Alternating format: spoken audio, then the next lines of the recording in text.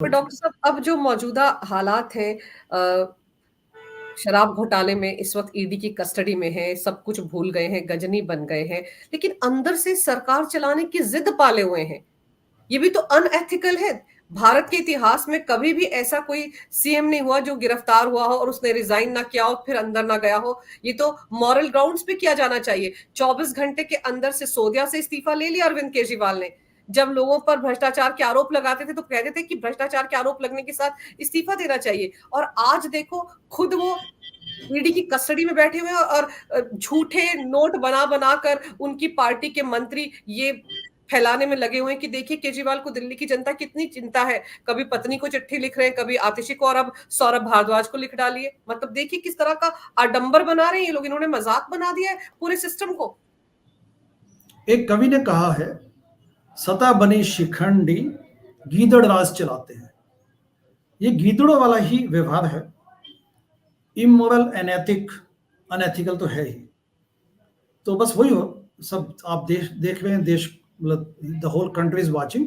आप ये भी देखिए ना कि जब आप जेल में जा चुके हैं उसके बाद आप वहां से बैठ के नोटिफिकेशन क्लेम किए जा रहे हैं कि मैं नोटिफिकेशन, आज दूसरा नोटिफिकेशन। 9 साल हो गए इस पार्टी, इस गवर्नमेंट को दिल्ली में। दिल्ली की जो व्यवस्था की हुई है, बेहाली की हुई है, उसके लिए अकेले ये जिम्मेदार है। करप्शन और कट्स का जाल बिछा हुआ है दिल्ली में। बाकी देश में भी काफी जगह हालत खराब है, ऐसा नहीं कहूंगा कि दिल्ली, लेकिन दिल्ली में जो करप्शन और जो इनएफिशिएंसी है, सरकार प्रशासन के नाम पे सब फेल है वहां पे सिस्टम।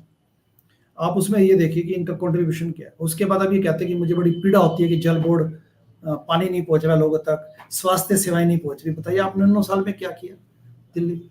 मैं तो ये कहना चाहूंगा आपके चैनल के माध्यम से, मैं एक बात अवश्य कहना चाहूंगा, और मुझे खुशी है कि आपके चैनल के माध्यम से मैं अपनी संवेदना प्रकट करना चाहता हूं, अपने सेंटिमेंट्स। आज जेल में ईडी वैसे तो उनका काफी समय, ईडी इज ग्रिलिंग हिम, तो काफी समय तो उनका उसमें निकल जाता होगा।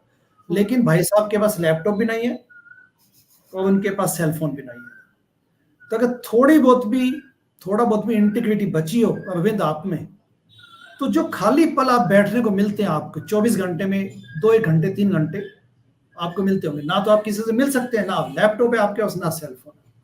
थोड़ा सोच लो कि आपने क्या किया पिछले 12-14 सालों में। अभी भी मौका है, क्योंकि अंदर से आदमी जानता है कि वो क्या है। This is the best time, reflect upon कर दो। जो यंगर जनरेशन है, वो पॉलिटिक्स के नाम पे जो आपने उनकी आस्था के साथ खिलवाड़ किया, कम से कम इस डैमेज को अभी रोक दो। अभी भी टाइम है, सच्चा बन जाओ, या सच्चे कम से कम कबूल लो कि मैंने क्या किया। बाकी तो देश आगे चलेगा ही। बिल्कुल आत्ममंथन का टाइम है अभी उनके पास। पर इन्होंने जिस तरीके से अन्ना हजारे के साथ धोखा किया, दिल्ली की जनता के साथ भी धोखा किया, आपको क्या भविष्य नजर आ रहा है आम आदमी पार्टी का? आपको लगता है कि अरविंद केजरीवाल अब लंबे समय के लिए नप गए?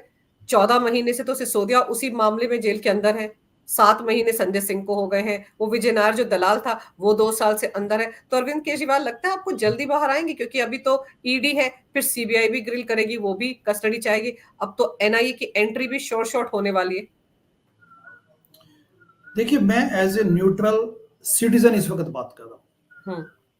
ये नहीं कि हम लोग दिल्ली में अब अगले 2025 में इलेक्शन लड़ना चाहते हैं, भारतीय लिबरल पार्टी, उसको मैं इस वक्त भूल जाता हूँ। आपका प्रश्न है कि आम आदमी पार्टी का भविष्य क्या है। मैं ये कहना चाहता हूँ कि Aam Aadmi Party as a moral project तो ऑलरेडी डेड है। ये एज ए नैतिक प्रोजेक्ट तो इसकी मौत हो ही चुकी है। बाकी जो आने वाले सालों में पॉलिटिकल पार्टियां बनती हैं, बिगड़ती हैं, इसका जो डिक्लाइन है वो it's already has started. Arvind का जेल जाना इसका द्योतक है, इसको सिग्निफाई करता है। प्लस आज आम आदमी पार्टी में कहाँ लीडरशिप है, क्योंकि ना तो लीडरशिप डेवलप होने दी, गोरख धंधे किए। बाकी पार्टियां भी करती होंगी, लेकिन आम आदमी पार्टी ने डेफिनेटली गोरख धंधे किए और नैतिक खिलवाड़ किया। चंदा आपने हटाया, आपने हाईकमांड कल्चर को पनपाया। इनफैक्ट आप खत्म करने आए थे। आप 2 टाइम से ज्यादा आप कोई भी पोस्ट होल्ड नहीं कर सकते पार्टी में। अरविंद इस वक्त 3rd टाइम कन्वीनर है पार्टी के, एंड सीएम भी है साथ में। तो ऐसी क्या प्रॉब्लम है कि आप सब कुछ आप जकड़ के बैठे हैं? एंड उसके अलावा इनमें लीडरशिप की कमी है। लीडरशिप के मतलब ग्रूमिंग की, और करना भी नहीं है इनको, इनको करना ही नहीं है। आप ये देखिए ना, इनके सामने कितने पढ़े लिखे लोग तो थोड़े बहुत बैठे थे एमएलए के रूप में, किसी को आज तक पोजीशन दी इन्होंने। अब जब क्राइसिस आए तो इस वक्त बने हैं ये लोग। आप पिछले 62 एमएलए हैं इनके पास। मैं चैलेंज कह सकता हूं कि इसमें कि एक दो लोगों को छोड़ के बाकी किसी को बनाया और ठीक ढंग से पोजीशंस दी, कोई तो है नहीं इनकी पार्टी। जो राज्यसभा के एमपी वो बेच के भेजे हुए, मतलब पैसा लेके पैसा दिया गया। तो भविष्य सिर्फ पब्लिक में अगर आप नैतिकता का नहीं है तो डिक्लाइन तो आना है, इसमें कोई डाउट ही नहीं। पर राघव चड्ढा जो पार्टी के सांसद हैं इस वक्त लंदन में है, वहां पर भी प्रो खालिस्तान एक एमपी है प्रीत गिल, उनके साथ नजर आ रहे हैं। कहा जा रहा था आंख का ऑपरेशन करने गए थे। आप सोचे उनकी पार्टी का सबसे बड़ा प्रमुख गिरफ्तार हो जाता है, ईडी की कस्टडी में पहुंच जाता है, तो उनको तो दौड़े दौड़े भागे भागे आना चाहिए था। भगवंत मान को देख लीजिए, 9 तारीख को गुरुवार को 9 बजे रात को गिरफ्तार होते हैं केजरीवाल, वो अगले दिन बाय रोड 2-2:30 बजे पहुंचते हैं दिल्ली। कहां से आना था? चंडीगढ़ से। तो ये क्या हो रहा है? मतलब कहीं ना कहीं अपने आप को डिस्टेंस मतलब मेंटेन कर रहे हैं इस वक्त भगवंत मान भी और राघव चड्ढा भी, ऐसा लगता है आपको क्या? या फिर वहां पर नई खिचड़ी पकड़ रही है खालिस्तानियों के साथ लंदन में? जो 2016-17 में जिस ढंग से जाते थे, 2015-16 में कनाडा, संजय सिंह और ये सब, तो मुझे कोई आश्चर्य नहीं कि ये कुछ भी कर सकते हैं। ये नहीं कि मैं जस्ट इस वक्त मेरा कोई आइडियोलॉजिकल विरोध तो हमेशा था, लेकिन इनसे आप दे कैन डू एनीथिंग, इतना मैं कहना चाहूंगा। आपको कोई आश्चर्य नहीं होता कि अरविंद केजरीवाल इस घोटाले में फंस गए हैं? शराब घोटाले में? हाँ। शराब घोटाले में तो इनका हाथ है, पक्का हाथ है। He is the king pin.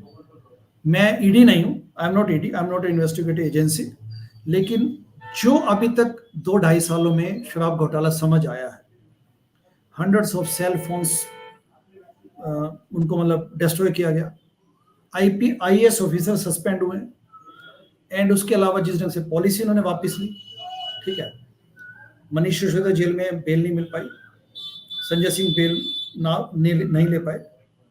लेकिन साथ ही साथ जो एक सिंगल इंपॉर्टेंट पॉइंट जो अक्सर लोग शायद उस पर ज्यादा ध्यान नहीं देते, वो ये है कि ये पॉसिबल है क्या कि 3-4 लोग तो पार्टी चलाते हैं, 3-4 लोग पार्टी चलाते हैं सिर्फ। एक वो हो गए खुद, उसके अलावा संजय सिंह, मनीष सिसोदिया एंड सत्येंद्र जैन, ये सब है कोर में, बाकी सब पेरिफेरी पे बैठे, आवश्यकता के हिसाब से अंदर बाहर कर देते हैं उसको। ये 3-4 लोग हैं इनके पास। ये बताइए कि शराब घोटाले का को प्लानिंग में ये हो सकता है कि अरविंद को ये कहानी ना बताई गई हो। डिजिटल जमाना है, आप फुटप्रिंट छोड़ रहे हैं अपने। ये तो हो नहीं सकता संजय सिंह ने मनीष सिसोदिया कभी व्हाट्सएप ना किया, उसको टेक्स्ट मैसेज कोड वर्ड्स ना यूज किए हो, it's next to impossible. And तभी तो उनके पास ईडी के पास एविडेंस है। They may not be able to connect the dots. It is possible, क्योंकि अक्सर इन्होंने भी जो कबाड़ा किया है, जो दोरक धंधा किया, तो इसमें कहीं तो कुछ ना कुछ तो इन्होंने भी सावधानी बरती होगी। लेकिन डिजिटल जमाने में कोई एविडेंस ना मिले, ये पॉसिबल है। और एक जो उनके घर से ईडी के अधिकारियों को लेकर 150 पन्नों का पूरा खाका मिला है, जिसमें वो उनकी जासूसी कर रहे थे, कौन क्या कब क्या कर रहा है। जिस तरह की नेचर के अरविंद केजरीवाल रहे हैं, आपने तो शुरुआत से उनको देखा है, क्या वो इस तरह की तिकड़मबाजी पहले भी करते थे? क्योंकि जब उन्होंने वो फीडबैक यूनिट बनाया था 2015 में, शायद तब आप आम आदमी पार्टी के साथ रहे होंगे, जिस पर जासूसी करने का आरोप लगाया कि उस फीडबैक यूनिट के बहाने जासूसी हो रही थी। संदीप दीक्षित ने शिकायत की थी एलजी से, किरण वालिया ने शिकायत की थी कि देखिए कैसी कैसी मशीनरी ले आए हैं और पता ही नहीं है किस किस की जासूसी हो रही है। तो आपको लगता है ये जासूसी करवाना अरविंद केजरीवाल के डीएनए में रहा है? देखिए, ऐसा था कि मेरे से ज्यादा ऑथेंटिसिटी इस बात की आप इससे लेंगे कि ट्रांसपेरेंसी पारदर्शिता वेब सीरीज में शाजिया इल्मी ने कुछ खुलासे किए, जिसमें वो बताती थी कि कैसे वो ये मैं बात कर रहा हूँ उन दिनों जब अन्ना आंदोलन वर्सेस आम आदमी पार्टी बस that kind of those time of phase उसमें भी शाजिया बताती हैं कि कैसे and Shazia was a very prominent Anna Andolan activist. Yes, I know. और उसके बाद आम आदमी पार्टी में बड़ी अहमियत थी उनकी। बिल्कुल। तब भी कैसे मनीष सिसोदिया उनको वो लोग लगा देते थे अंदर से कि मीटिंग में ना आ पाए, ठीक है। छोटी मोटी जिसको कहते हैं ना घटिया हरकतें करना। आम आदमी कच्ची पार्टी में भी कच्ची। ऐसे था। अगर मैं पीछे मुड़ के देखूं, हनुमान मंदिर के पीछे जो वहां पे आम आदमी पार्टी का ऑफिस था, जो किसी ने चैरिटेबल कंट्रीब्यूशन किया था, बट आप मतलब काइंड इन काइंड डोनेशन देती कि मैं 1 रुपया पर मंथ लूंगा, बस आप ले लीजिए, प्राइम लोकेशन। तो श्रद्धा की कोई कमी नहीं थी लोगों की, लेकिन इनकी हरकतें ऐसी थी। विभव का देख लीजिए आप, विभव की सारी कहानी आप सुनेंगे। अब तो विभव के घर पे छापा पड़ चुका है, लेकिन विभव के बारे में भी ट्रांसपेरेंसी में काफी खुलासा हुआ है। तो आप जब देखेंगे, जब करेक्टर्स जो थे, दोज हु वर प्लेइंग, जो मैं पहले बोल चुका हूँ लगभग 20-30 मिनट पहले, कि पूरा देश आंदोलित था, बट अंदर खाने जो इनके जो खेल इरादे थे, थे। इरादे और खेल थे, वो निहायत अजीबोगरीब घटिया किस्म के। एंड ज्यादा समय इसमें कि कोई और आके ना बैठ जाए, मतलब they were making equal efforts to dispel, you know, to kind of, you know, people, ताकि आए मत अंदर को कमिटीज में। और जिम्मेदारी भी नहीं देते थे। जिम्मेदारी दी थी यही अनपढ़ लोगों को, जिनका ना कोई चिंतन था, ना वो देश बदलने की मंशा से आए थे। फिर इनका जो अपना परिवर्तन एनजीओ था, उसके काफी स्टाफ भी इन्होंने बैठाया हुआ था उसमें। Naturally they were just doing what he wanted. परिवर्तन और कबीर कबीर नाम की इनकी 2 एनजीओस थी, उनके लिए भी तो फंडिंग वो जॉर्ज सोरोस वाली वो जो फोर्ड फाउंडेशन थी वहीं से तो आ रही थी। Plus PCRF, public hmm cause research foundation. PCRF scam actually Anna Andolan के टाइम हुआ। अपने को हम्म, लगता है कि स्कैम अन्ना आंदोलन में भी स्कैम हुआ है। पुष्पेंद्र चौहान, पुष्पेंद्र हाँ चौहान का नाम आप सुना देखेंगे है मैंने। शुरुआती दिनों में जो अन्ना आंदोलन के लोग थे, he was one of them. Kapil Mishra भी एक्चुअली एक्टिविस्ट थे पहले अन्ना हम्म आंदोलन में। जो लोग इस वक्त तो यद्यपि भाजपा में है, that is immaterial, that is not the point now. Hmm Kapil Mishra and Pushpendra Chauhan, ये वन ऑफ दोज इनिशियल जिन्होंने ब्रिक्स लगाई थी ना अन्ना आंदोलन की, उसके लोग हैं।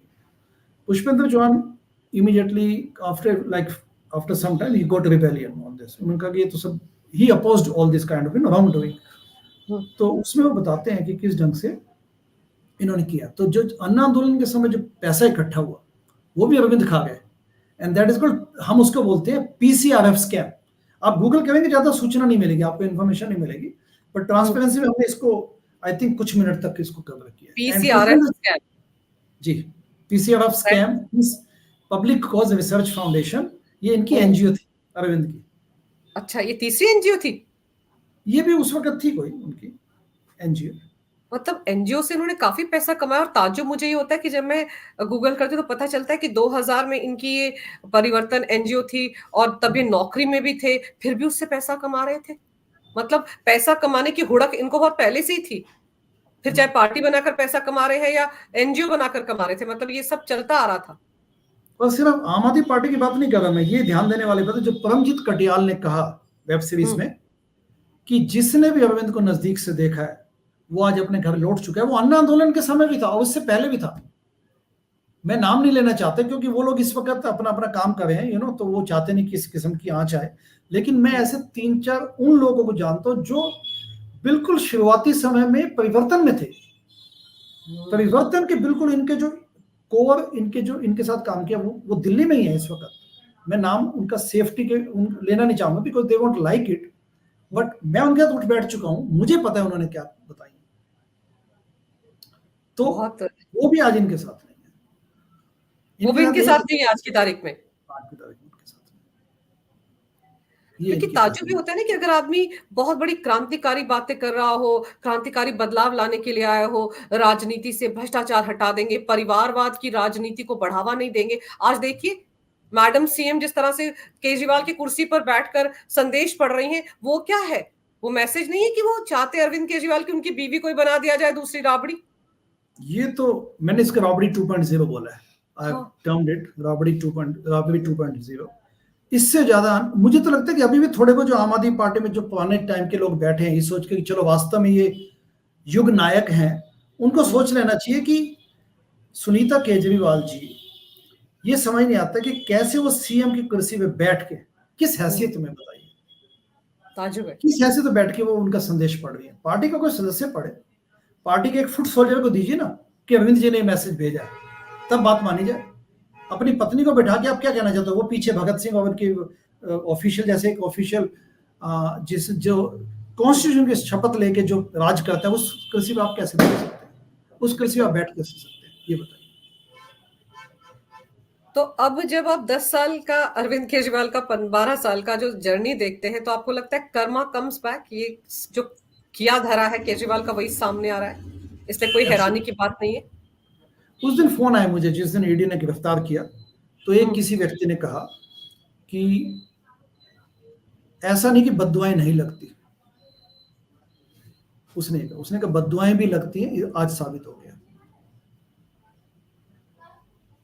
वो सारे लोग जो अरविंद केजरीवाल के साथ आम आदमी पार्टी में आए, इंडिया अगेंस्ट करप्शन के साथ जुड़े, जिन लोगों को धक्के मारकर पार्टी से बाहर किया गया, उन सब लोगों की बददुआएं ही तो लगी हैं। अरविंद केजरीवाल हवा में उड़ रहे थे। मुझे एक स्टेटमेंट याद आता है, डॉक्टर कुमार विश्वास का, मैंने कहीं पढ़ा था कि वो आखिरी बार जब अपनी पत्नी के साथ मिलने के लिए अरविंद केजरीवाल के घर पर गए, तो उनकी पत्नी ने ये कहा कि सत्ता तो भाई साहब आनी जानी चीज है। तो केजरीवाल का स्टेटमेंट था, लेकिन अभी तो है मेरे पास। तो कुमार विश्वास कहते हैं उसके बाद मैं और मेरी पत्नी उठकर वहां से चले आए, वो आखिरी मुलाकात थी हमारी उनके साथ। तो सत्ता का नशा चढ़ गया था ना, वो मेरे ख्याल से अब उतर जाएगा। जी। पर चलिए, आपने विस्तार से इस मुद्दे पर चर्चा की मेरे साथ, डॉक्टर साहब मेरे लिए समय निकाला, और अरविंद केजरीवाल को जो अभी भी जननायक समझ रहे हैं, वो जो दिल्ली की जनता को अंदर बैठे हुए उनके फर्जीवाड़े के संदेश आ रहे हैं, आदेश आ रहे हैं, उनकी हकीकत दिल्ली की जनता तक पहुंचनी चाहिए। उनको समझ में आना चाहिए अरविंद केजरीवाल ने कैसे कैसे अन्ना हजारे को भी ठगा, उस जमाने में भी फ्रॉड किया, पैसा हड़पा। तो ये जो उन पे आरोप लग रहे हैं पन्नू की तरफ से, और जो शराब घोटाले के, उन आरोपों में बहुत हद तक सच्चाई है, और जांच एजेंसियां जांच पड़ताल कर ही रही हैं। देखते हैं क्या कुछ होता है। लेकिन आपने वक्त निकाला, ये जानकारी मेरे दर्शकों को दी। डॉक्टर साहब, इसके लिए आपका बहुत बहुत धन्यवाद। नमस्कार। भारत माता की जय हो। वंदे मातरम और जय श्री राम। वंदे मातरम।